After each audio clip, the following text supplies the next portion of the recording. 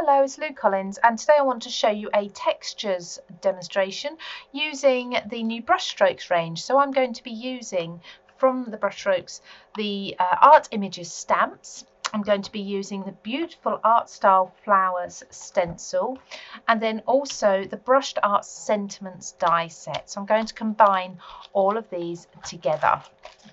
And the first thing I've done is I've actually taken the large easel stamp and popped it into a really large, well, it needs to be a sort of 8x8 stamping platform in there. And I'm just going to pop some cardstock. Now this needs to be watercolour cardstock, which is quite important. I'm just going to pop this inside my platform and just make sure that it lines up with the stamps. I'll just bring it this way ever so slightly.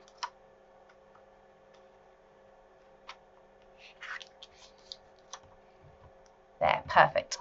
Okay, so now I'm going to use a VersaFine ink pad, and for this I'm just going to be outlining the paper that's on the easel. I'm not going to be doing the stand itself, and just pop that over onto the watercolour paper like so. So that's all we need. So what I'm now going to do is I'm actually going to cut out this watercolour paper here away from the easel, because I do already have here the easel shape where I've stamped and cut it out from brown cardstock. I've done it twice and I've actually glued together at the top, so I've got my easel shape card base there. So I just need the paper to sit on top.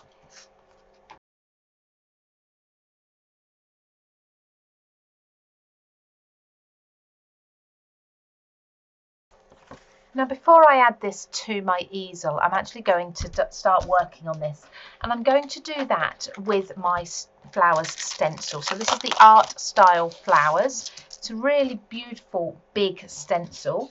I'm going to come in with my brush applicators, and I'm going to use some pinks for the flowers. So bringing in distress inks. Now this is really important that we use distress inks and not an ink that isn't water-based. So I'm going to bring in the green. I'll just use the one green, but I'm going to use a variation of different pinks. So I think I'm going to use pickled raspberry, which will be nice and bright. Let's bring in some shaded lilac as well. So I'll bring in my purple applicator as well there. So rather than just placing this over the paper and going all over the image, I'm actually going to pick out the flowers so you can clearly see them there. There's a large flower in the centre. You can tack this down if you want to while you work with it, but it's a nice, good, sturdy stencil. It's a thick mylar, so just holding it in place should be absolutely fine. And I'm just going to run the ink through here. So don't forget, using a water-based ink, and this is really important for the next stage. If you use anything with solvent in, the next stage won't quite work.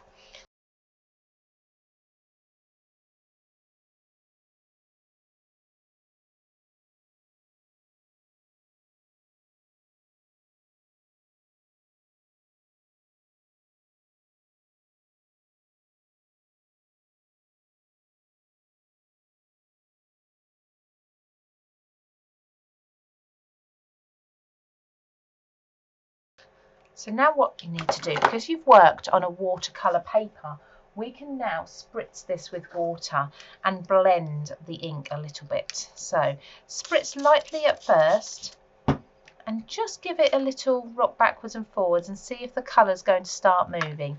And if it doesn't, you sometimes need to allow it to work for a moment or two to soak in, but you can start to see there, hopefully, the green is starting to run into each other, and you get a really a blended look to it. It looks more as if it's been painted. And then this is my favourite part.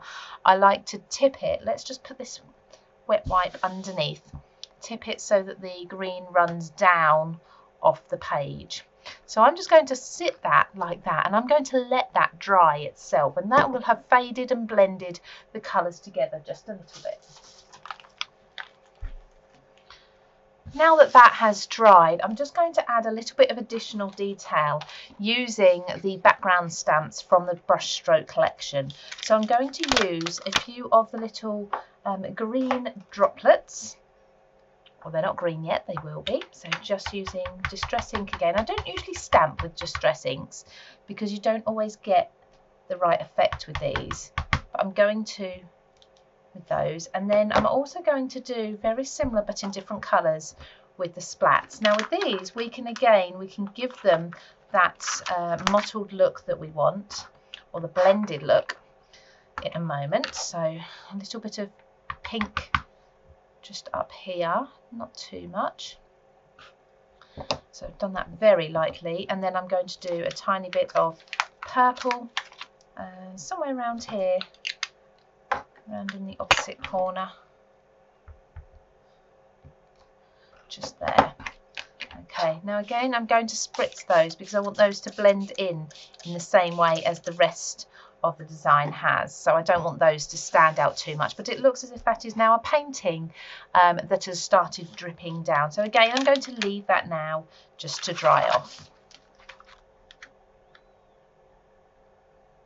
So I'm just adding that there onto the easel, but I've just stuck it down in the middle so that the edges can lift up, so it can actually look very much like a realistic piece of paper on an easel. I've actually cut and added an extra layer of the paper underneath, so you get this sort of this layered effect as if you've got a few sheets on there.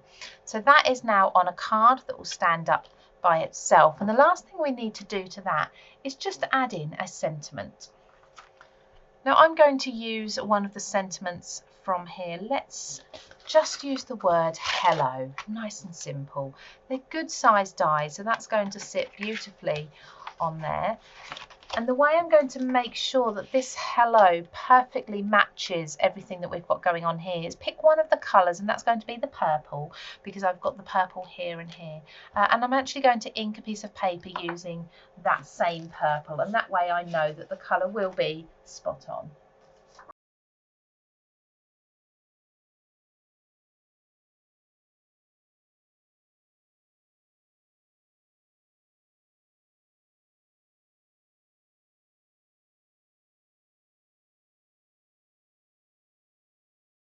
So as you can see, the word hello has just dropped out of the die perfectly.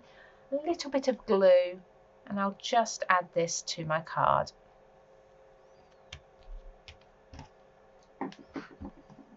There we go. We have a very pretty floral hello card, a nice watercolour or acrylic painting of some flowers on an easel that will stand up all by itself as well.